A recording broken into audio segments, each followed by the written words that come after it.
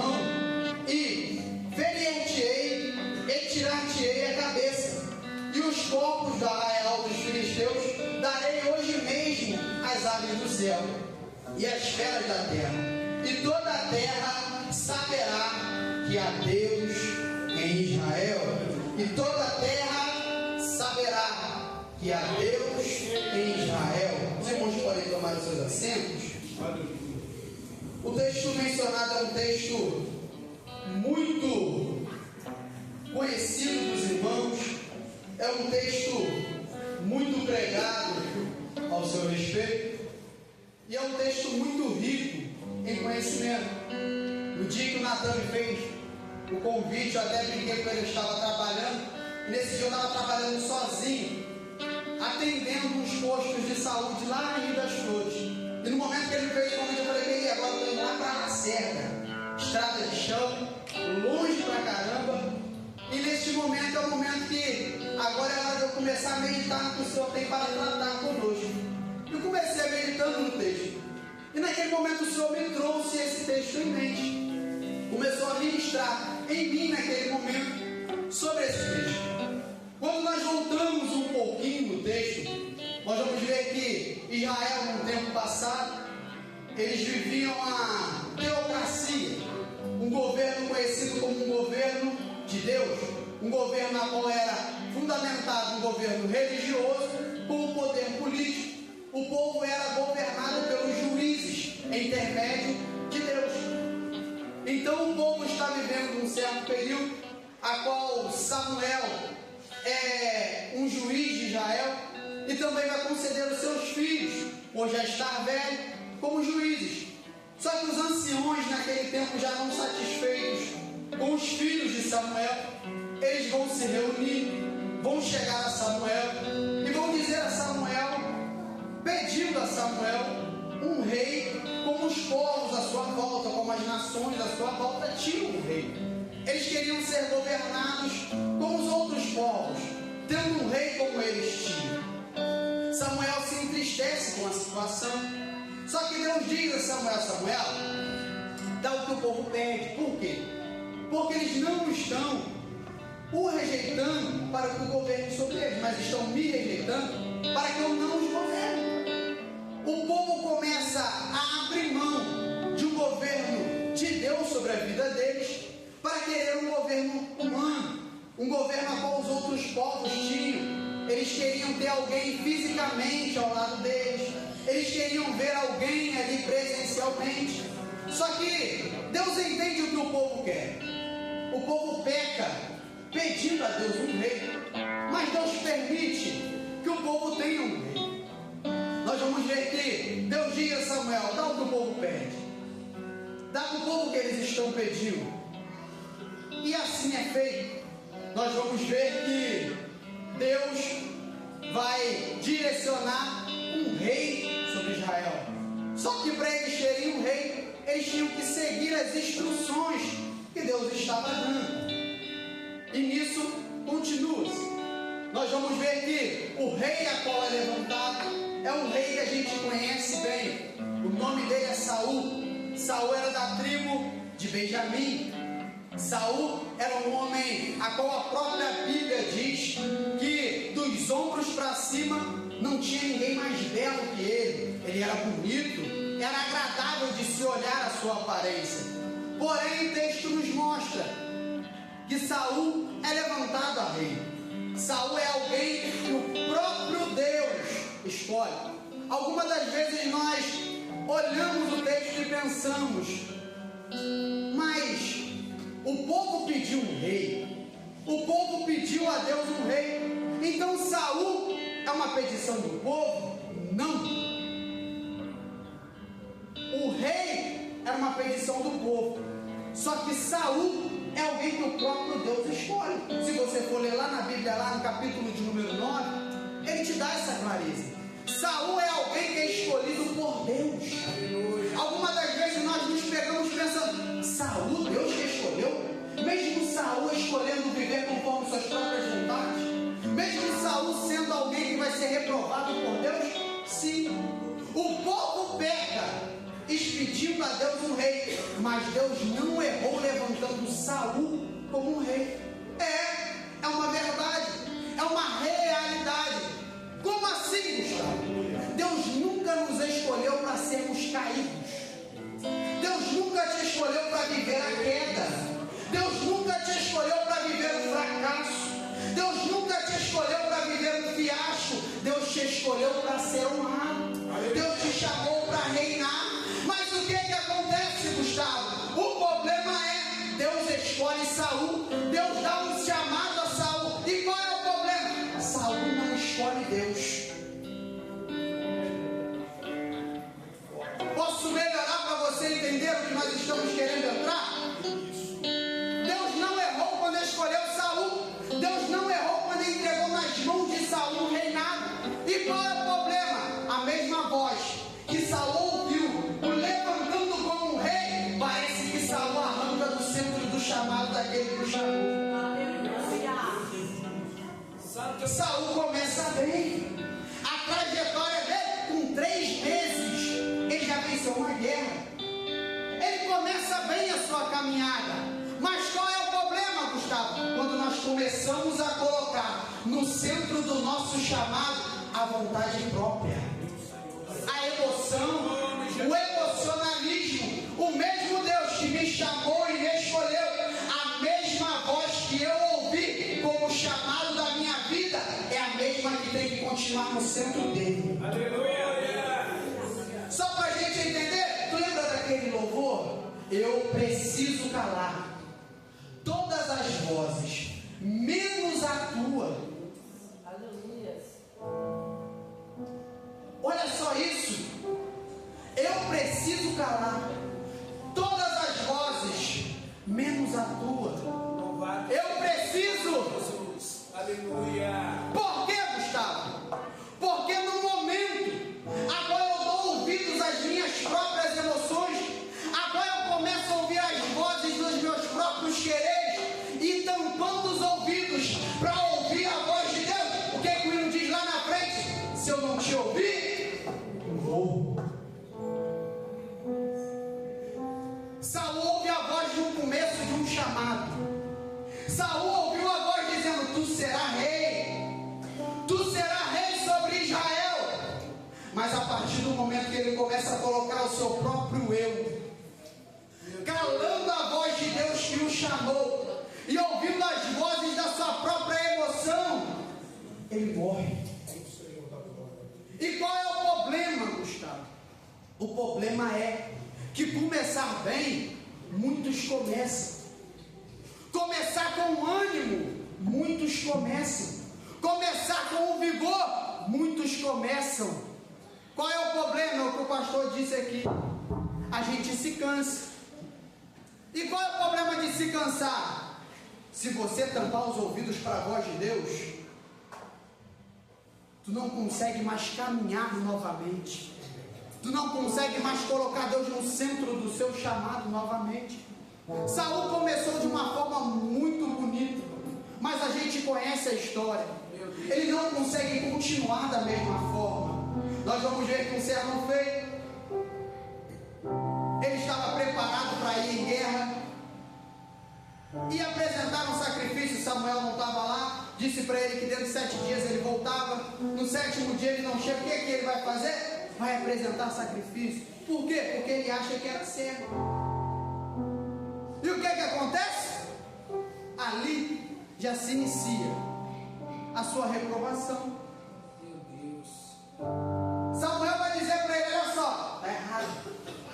E olha só, agora Deus vai escolher, já escolheu um homem segundo o seu coração.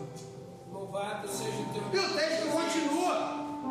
Saul não é retirado do trono. Ele continua reinando. Ele continua trabalhando. E o que me chama a atenção é que o mesmo Deus que colocou lá, Ele não vai tirar. A gente vive um tempo onde a gente vai ver muita gente com a mão no microfone.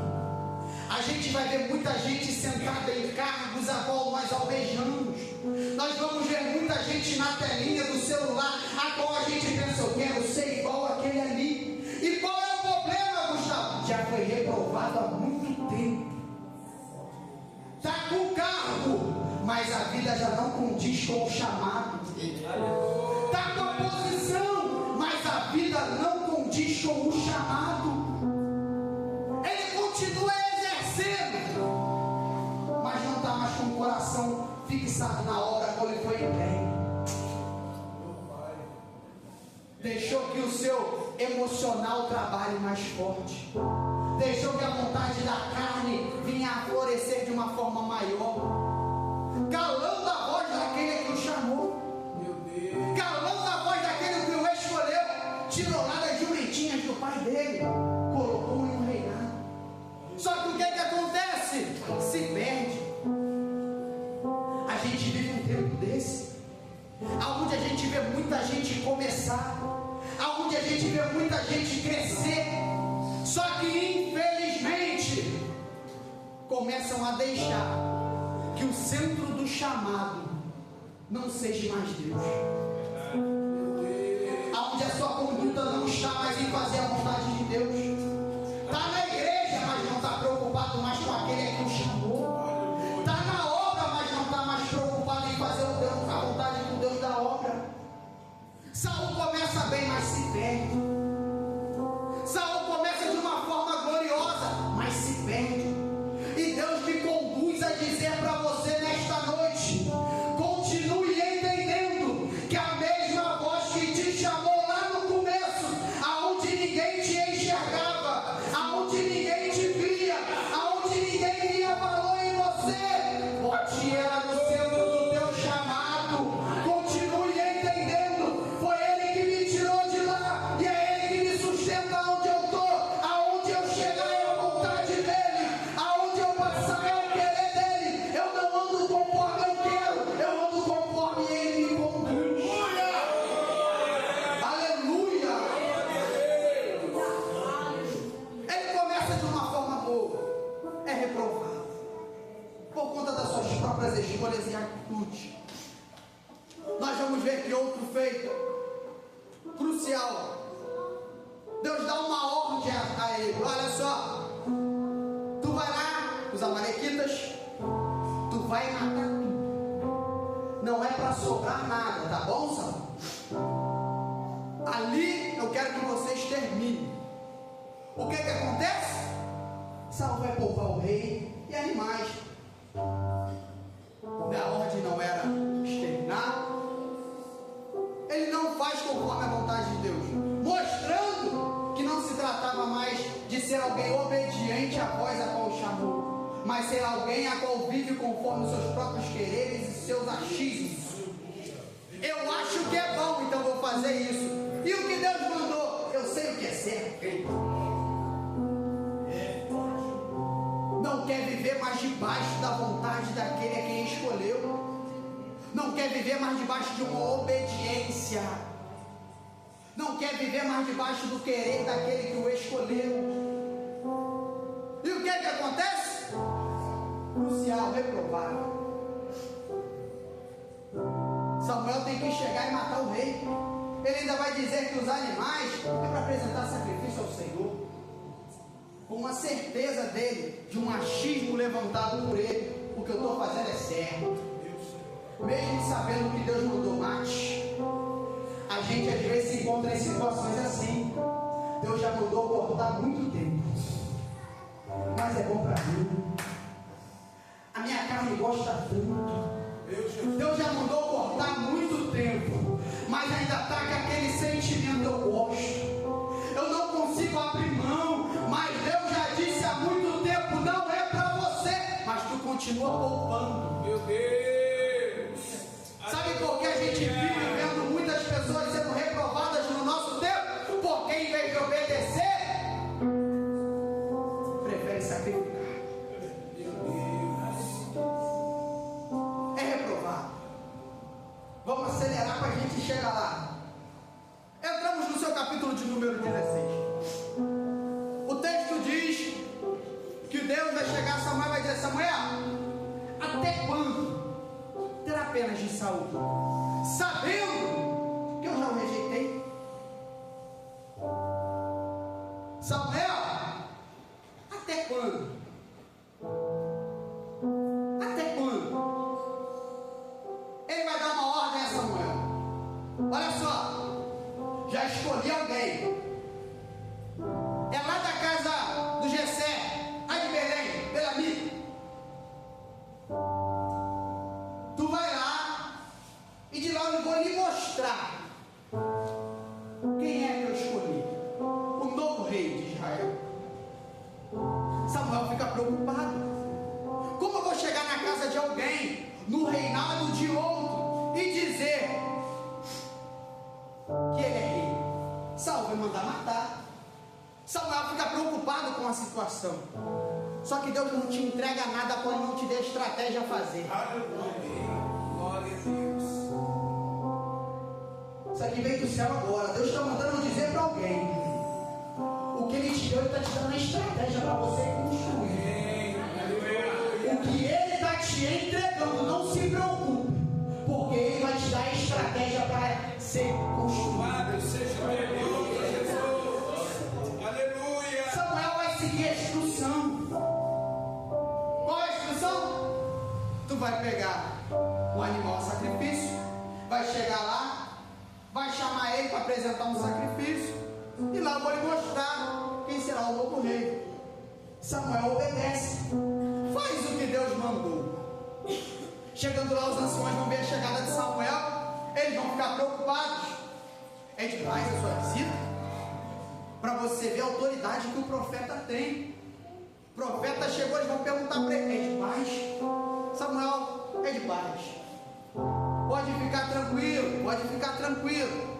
Hoje é de paz, hoje é no amor. Samuel chega ali, eles vão apresentar o sacrifício. Eles se juntam para apresentar esse sacrifício. O texto diz que o primeiro filho que vai se passar é Eliabe. Estudiosos nos apontam que Eliabe, dos ombros para cima, era o mais parecido com Saul. Então ele era alguém bonito, alto, formoso. Então Samuel, quando olha aquilo ali, o primeiro pensamento é: se o primeiro que ele escolheu era Saul, e Eliabe é parecido com Saul, é esse. Só que Deus vai dizer a Samuel algo muito lindo: Samuel, eu não vejo como o homem vê. Por quê? O homem vê o exterior, o terno que está vestindo, a gravata se é bem alinhada, se o sapato é bonito, se a apresentação dele estereoticamente é agradável, se a sua forma de fala é bonita e aceitável, se ele tem um currículo bem apresentável. Só que olha só, Samuel, a minha preocupação não é com essa. Por quê? Porque eu gosto daqueles que ninguém quer.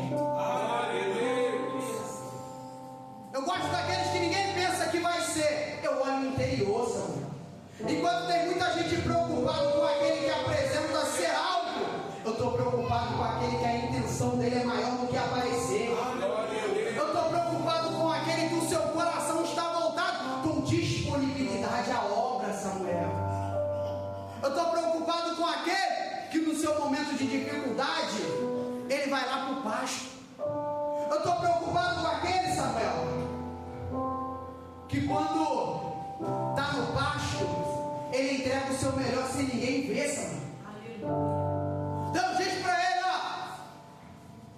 ó, a minha preocupação não é com o apresentável diante aos olhos humanos, não é uma aprovação humana, Samuel. Não é aquele que muita gente olha e pensa: aquele ali é bom, aquele ali é bom. Deus está preocupado com aquele, e escolher aquele que muita gente olha para o cantinho e não vê nada sendo feito, mas que dentro da casa dele, ele entrega a Deus uma adoração. Aquele que chega no culto ali, ó, está quietinho, ninguém nunca viu a voz dele, mas o seu coração tem disponibilidade. Enquanto tem muita gente preocupada com o status, enquanto tem muita gente preocupada em fazer para aparecer, enquanto tem muita gente preocupada em fazer pelos aplausos,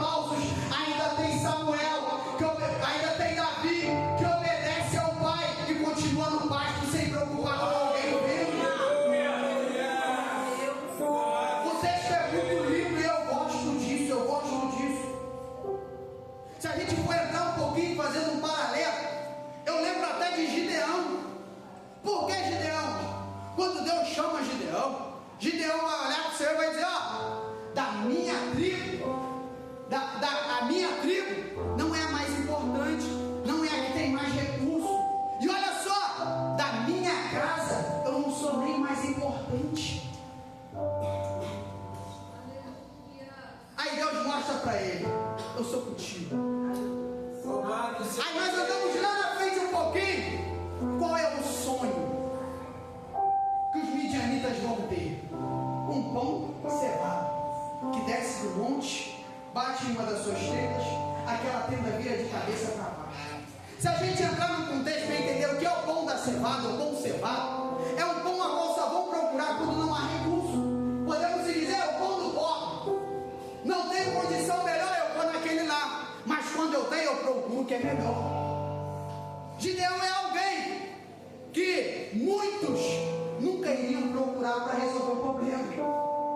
Só que Deus mostra: eu pego aquele que ninguém quer, eu pego aquele que ninguém dá valor, eu pego aquele que os outros pensam que aquele ali não dá em nada, aquele ali é só mais um, aquele ali na sua casa não tem ninguém que preste, não tem ninguém na família dele que rompeu.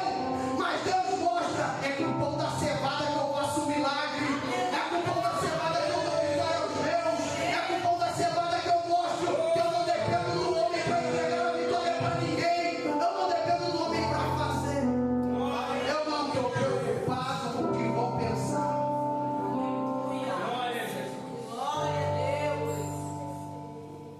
Samuel vai olhar aquilo ali, passa-se os outros filhos. Samuel vai perguntar para Jessé: olha só, acabou-se os mancebos, acabou-se os filhos. Aí Jessé vai lembrar: ainda tem mais um, a qual está apacentando as ovelhas. Aqui tem algo que me pega muito. Por quê? O sacrifício era algo muito importante, era um momento muito importante.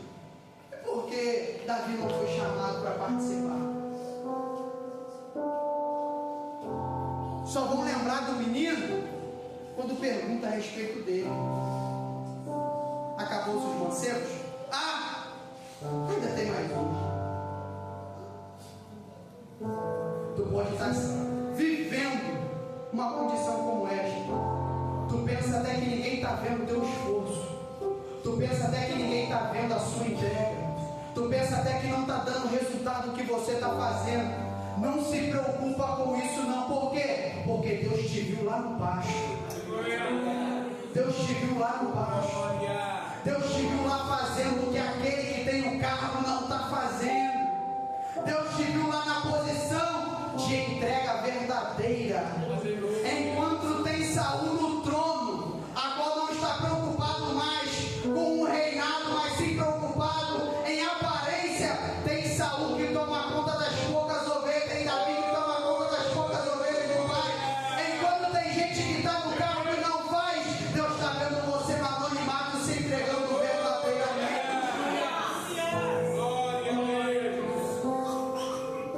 Manda chamar Davi, vamos acelerar para dar tempo.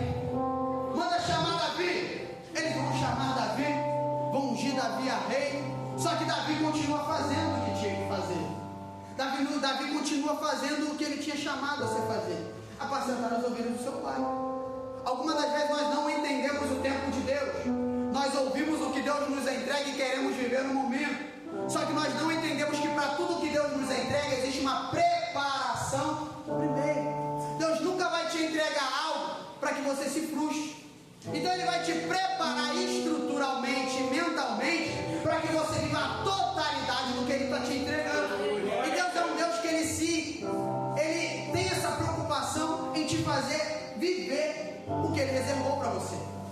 Se a gente continuar o texto acelerando, nós vamos ver que quando Deus reprova Saul, Ele vai tirar a sua presença da vida de Saul e vai colocar um espírito maligno da parte de Deus na vida dele. E toda vez que aquele espírito o possuía, ele ficava agitado. Um espírito maligno tomava conta dele.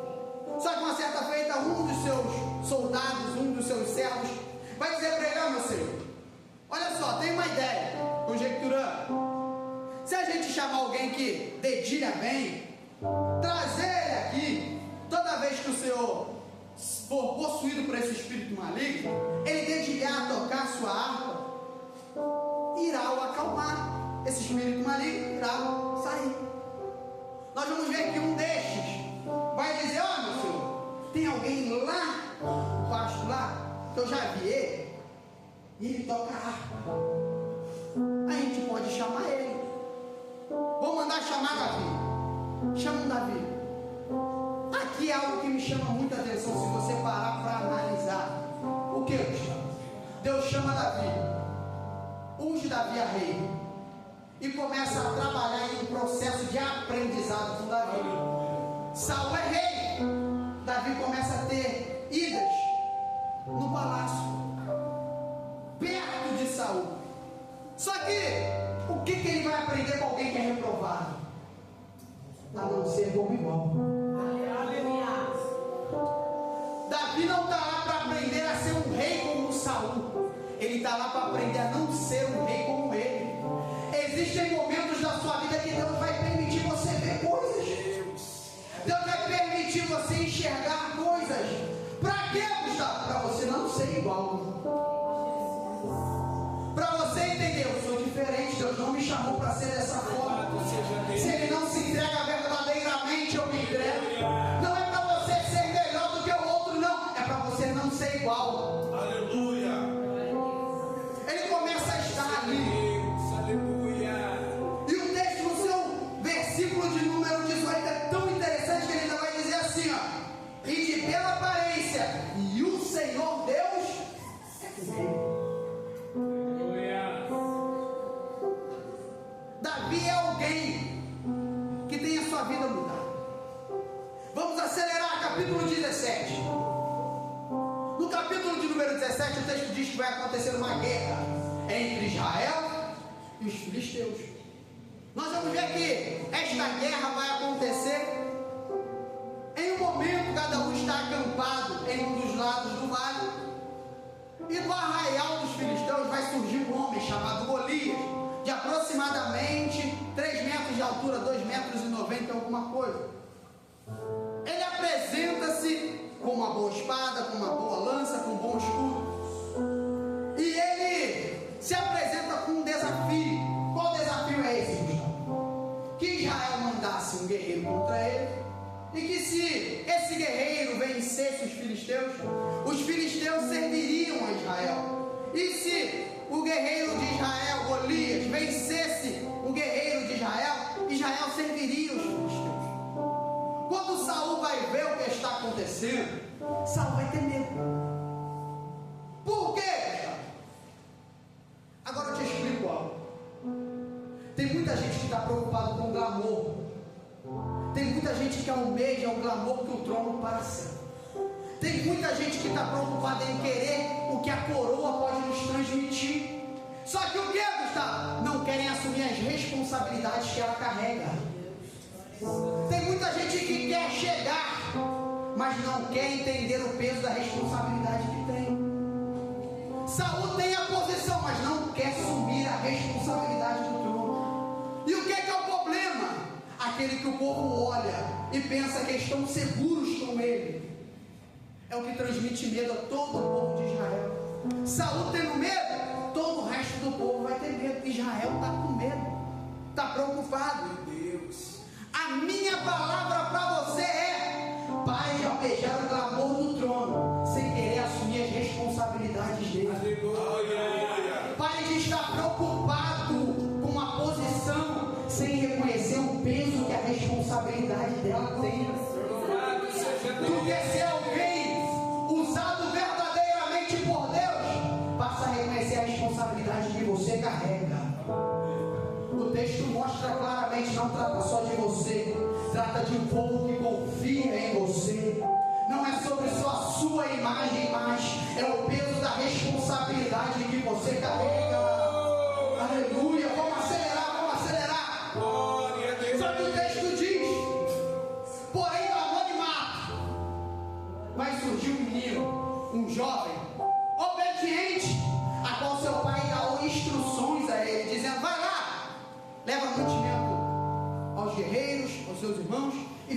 que eles estão. Davi chega no cenário. Davi chegando nesse cenário, ele vai se deparar com o desafio desse de Golias. E ele vai dizer: quem pensa ser esse filisteu incircunciso para afrontar o exército de Israel. Enquanto o povo está com medo de Golias, Davi chega no cenário com uma forma diferente. Que forma é essa, Gustavo? Enquanto muitos viam Golias como uma apresentação de medo, Davi vê como uma oportunidade. Aqui eu começo a encerrar a mensagem.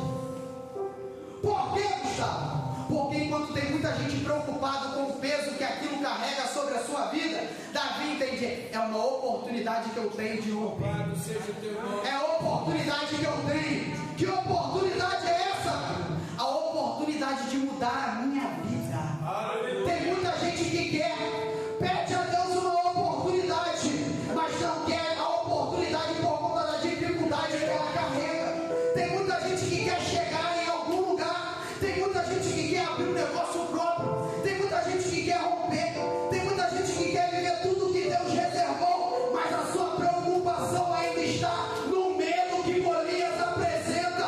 Mas no texto vai aparecer a qual vai chegar entendendo: Golias não apresenta medo, Golias não é pedra de tropeço, Golias é oportunidade. A sua vida não pode estar até pensando: o mal está vindo para tentar me parar, a dificuldade está chegando, mas quando você se posiciona como guerreiro, é a oportunidade que Deus está te dando.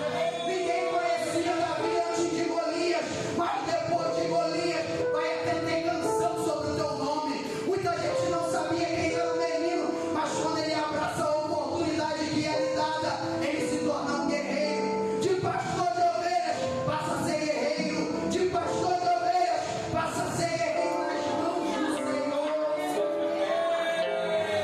Davi chega de uma forma, entendendo: a oportunidade é uma só. A oportunidade é uma só. Deus me deu a oportunidade.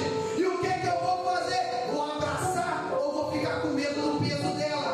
Vou abraçar ou vou ficar com medo do desafio que é lançado? O desafio está aí. Se eu quero a oportunidade, eu tenho que entrar nele. Se eu quero viver o que Deus reservou para mim, eu tenho que entrar nele. A dificuldade vem para todo mundo, a luta vem para todo mundo, mas tu já percebeu que tu está de pé hoje? Tu já percebeu que Deus está te dando sustentabilidade para vencer esse gigante?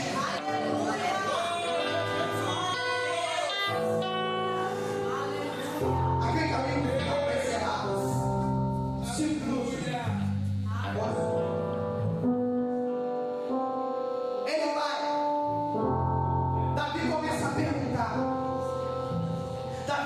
perguntar. O que será dado para um homem que encontra Golias? Vão dizer para ele: a sua família será isenta dos impostos e vai dar uma das suas filhas. O seu irmão Eliabe vai recluir e vai dizer: te conheço, sei da tua índole, tu está querendo saber o que está acontecendo para zombar de nós. Aqui eu gosto de Davi porque Davi não é alguém que vai bater boca. Davi não vai querer brigar. Davi não vai querer discutir, reconhecendo quem ele é. O que ele faz? Sai de perto.